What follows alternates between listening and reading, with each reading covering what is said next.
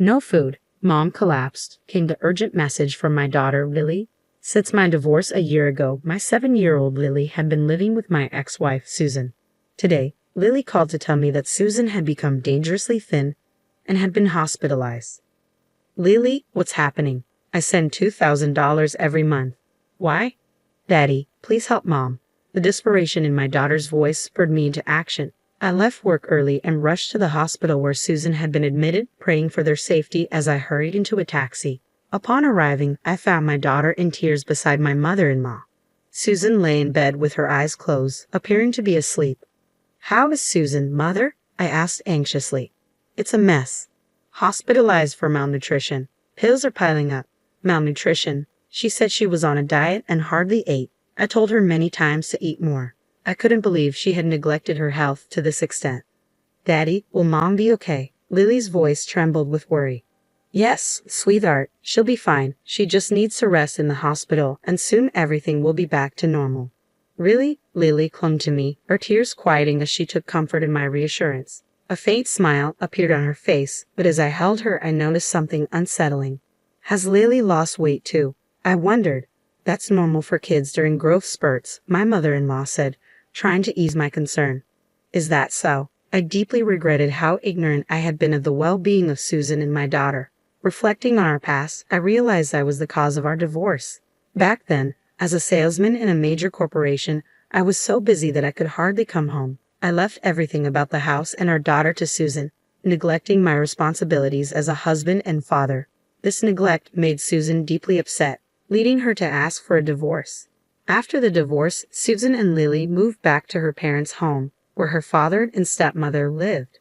Her parents, who had married later in life, feared being alone in old age, so they welcomed Susan and Lily warmly despite Susan's worries about being a burden. Out of my own will, I sent them $2,000 every month, hoping they would live comfortably. Feeling responsible for our divorce, I decided to do everything I could to support them. Initially, our relationship after the divorce was not bad. We often contacted each other, and I kept up with news about my daughter, who had just started grade school. However, in the past 6 months, I had been so busy that I lost touch with my ex-wife. I couldn't help but wonder what had happened to Susan during this period.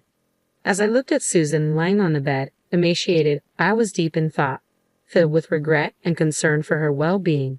Isn't this a bit extreme for a diet? I wonder why she felt the need to lose so much weight. Well, who knows? Maybe she found someone she likes. She's still young, after all. James, you can go home. I'll take care of Susan. All right, I'll head home for today. Mother, it must be hard staying with her. How about Lily? She can come to my place. Ha! Really? I want to go, Lily said, happily squeezing my hand. My mother-in-law immediately responded, I'll take care of Lily here. You're busy with work, James, and she needs to go to school. But Lily says she wants to go. I can drop her off and pick her up from school. You're busy with work, and it's difficult for you to take care of her. Plus, you don't even have custody over her. Her reasoning left me at a loss for words. I see. In that case, when she wakes up, could you ask Susan if she'll let me take care of Lily while she's hospitalized? Regardless of what you say, she's still my daughter. Apologizing to my disappointed daughter, I bowed to my mother-in-law and left the room. Looking back, I regretted not insisting on taking Lily home with me right then. Several days passed since Susan was hospitalized. One evening, after work, I returned home to an unexpected sight. My daughter was there. Lily, did you come here all by yourself? Daddy, she said, looking up at me anxiously. Lily was dressed in the same worn-out clothes she had on at the hospital. A faded t-shirt, scuffed shoes, and her hair, clearly self-tied, was in disarray. It was the same discomfort I felt back in the hospital room. At that moment, consumed by concern for Susan, I hadn't paid much attention. But now, the realization hit me like a wave of failure as a father. Inviting Lily into the house, I offered her a cup of hot milk. Doesn't your mom buy you new clothes or shoes? No, it's not like that. Lily shook her head, seeming to struggle with her words as she looked down. I've been working hard, sending money so you and Mom could live comfortably. Has it not been enough? Dad, that's not it. Lily's voice trembled, her eyes brimming with tears. I placed a comforting hand on her back, silently urging her to speak. After a moment, she seemed to gather herself, taking a deep breath. Grandma does mean things to me and Mom. She barely lets us eat. No way. Is that really true about Grandma? It's true. I manage because I get lunch at school, but Mom's always hungry. That's why she collapsed. And Grandma goes out every night, and when she comes back in the morning, she always badmouths me and Mom. Since we moved in with Grandma, Mom has been treated like a servant every day. Lily's words, punctuated by tears and frustration, hit me like a ton of bricks. Could Susan's malnutrition be caused by her own mother? How could this happen? If I had stayed in contact, maybe I could have prevented this. Feeling a mix of frustration and helplessness, I bit my lip only to feel a small, warm hand gently touch mine. Dad, don't cry. My heart clenched as Lily bravely smiled at me, holding back her own tears. With her encouragement, I resolved to help my ex-wife and daughter. About a week later, I received a call from the hospital about Susan's scheduled discharge. Normally, the in-laws would have been the first to be informed, but I had made arrangements with the hospital to prevent that. I had become suspicious of my mother-in-law, noticing how she always obstructed my visits with Susan and limited our communication. Her incessant calls, even when Lily was staying with me, coupled with Lily's troubling stories, convinced me that something was amiss. So, I decided to take Susan directly to my house on the day of her discharge without informing my mother-in-law. When Lily and I arrived at the hospital, there was Susan, thinner, yet with a much healthier complexion than when she was admitted. "Thank you for coming to get me. I'm sorry for the trouble." Hearing Susan's voice properly after so long quickened my heartbeat. I was immensely relieved she was alive. Just as I breathed a sigh of relief, Lily rushed to hug her mother. "Mom, I'm so glad you're okay now." "Lily, I'm sorry for worrying you." Their emotional reunion brought a lump to my throat, but I knew we couldn't linger for my mother-in-law to arrive.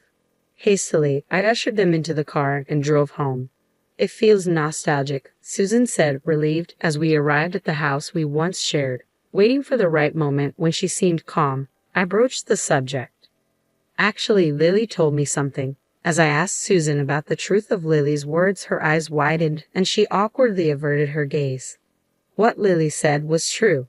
After our divorce and my return home, my mother began treating me like a maid. Even when I started earning from work, she took all the money. There were even times she wouldn't let me eat because she claimed I didn't earn enough. "Why didn't you talk to me about it?" "How could you say that?" "I couldn't ask for help because I was the one who initiated the divorce. We hadn't been in touch recently, so I assumed you found a new partner. I didn't want to interfere with that." "A new partner? No way. Besides, didn't I transfer $2,000 to you every month? How did you fall ill?" "If you're lying, I haven't received anything." "I'm sure the money was transferred just fine. It should be recorded in your bank book." "My mother took both my bank book and debit card. She told me that you stopped sending money a long time ago, that you found someone new, and had abandoned me." I was stunned. If only I had kept in touch more diligently, this wouldn't have happened, but it's too late to regret it now. She also took my credit cards and used them without my permission. "But couldn't you have run away?" "If I did that, they would turn on my father, who was left at home. I can't leave my father alone." Susan choked up as she said this. My mother-in-law was a big spender, and when Susan and I were still married, she would often come to us asking for money. Despite this, she was generally pleasant and kind, so I believed Susan and Lily would get along with her. However, the moment Susan moved back home after the divorce, my mother-in-law seemed to transform into a completely different person. She neglected her household duties, spending her days out and taking out her frustrations on Susan and Lily when she ran out of money. My father-in-law, a quiet man, couldn't stand up to my mother-in-law, so he turned a blind eye to her behavior. He offered no help, leaving Susan to endure it alone. But I let Lily suffer. I'm a terrible mother, aren't I? That's not true. The one at fault is entirely my mother-in-law. I see, thank you. With that, tears quietly streamed down her cheeks. A few days later, I waited for the day my mother-in-law would be out and headed to my in-law's house. When I arrived, my father-in-law, Apollo, greeted me with a deep bow. "I'm truly sorry. I've done a terrible thing to Susan and Lily." "Sir, I've heard about what my mother-in-law has been doing to Susan and Lily. I came here to help them." Upon hearing my straightforward statement, My father-in-law gradually began to speak. I noticed what she's been doing, but I turned a blind eye. I grew afraid to speak up as I saw her change day by day. But I can't bear to see my daughter and granddaughter hurt any longer. His voice trembled with regret. Like me, he wished to protect them both. Sir, could you lend me a hand? I requested his assistance in monitoring my mother-in-law's activities, where she went, how she spent the $2,000 I transferred, and how Susan's credit card was used. Subsequently, I also initiated my own investigation into my mother-in-law's actions. Where have you been?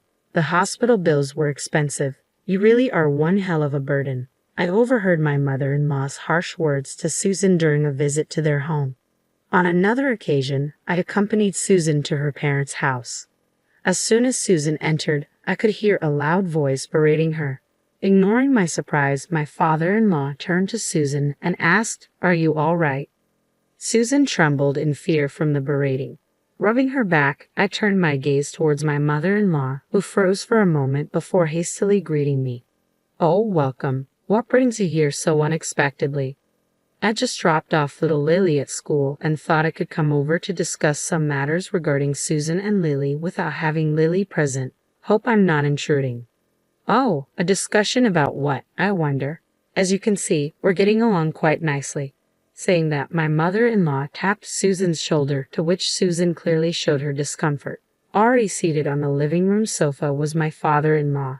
I pulled Susan close, sitting down nearby. I've been transferring money to Susan's account to help out even a little bit after our divorce. Is it true you were using up all the money? What? What money? I know nothing about it. Susan's probably trying to cover up her frivolous spending by blaming me.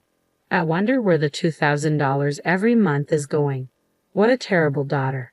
As expected, my mother-in-law feigned ignorance, attempting to shift the blame onto my ex-wife. She likely thought she could evade responsibility, but I exchanged a glance with my father-in-law, who quietly nodded. The moment for retribution had arrived. That's odd. You mentioned that $2,000 every month, but you told Susan that I stopped sending money and had abandoned her and our daughter, right? My mother-in-law started trembling as I uttered those words. That's what I heard from Susan. I didn't have control of my bank books or cards. You took them all. I couldn't possibly know about it. Besides, you've been using my credit card too, haven't you? I've received the receipts. What exactly have you been using Susan's credit card and the $2,000 you receive every month for, mother-in-law? To her question, my mother-in-law shook her head, insisting she didn't know.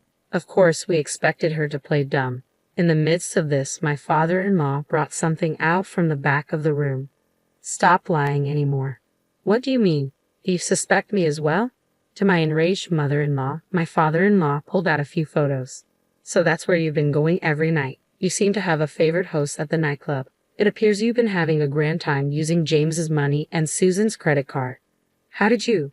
My father-in-law and I looked into everything. Although we only had to follow you around since you were so careless, we figured out everything without much deep investigation. What's wrong with using my daughter's money? I should be allowed that much. Furthermore, it seems that wasn't enough money for you. You've been tricking money out of widowed men like my father, almost akin to marriage fraud, haven't you? Shut up. It's the victim's fault for being fooled. As we presented the evidence, my mother-in-law brazenly shrugged it off. I thought this man had money when I married him, but it turns out he didn't have much. Luckily, my daughter Susan has been a great contributor. Haha, men at the local senior centers are so easy. All it takes is a soft voice to have them smitten. Hearing this, my father-in-law's jaw dropped to the ground. Susan and I were at a loss for words. We're calling the police. No, anything but that. At the mention of the police, my mother-in-law turned pale, but I went ahead and called them. Why would you call the police? This isn't looking good for me. So you're aware that what you've done is wrong. Just don't call the cops. I apologize for everything. Forgive me.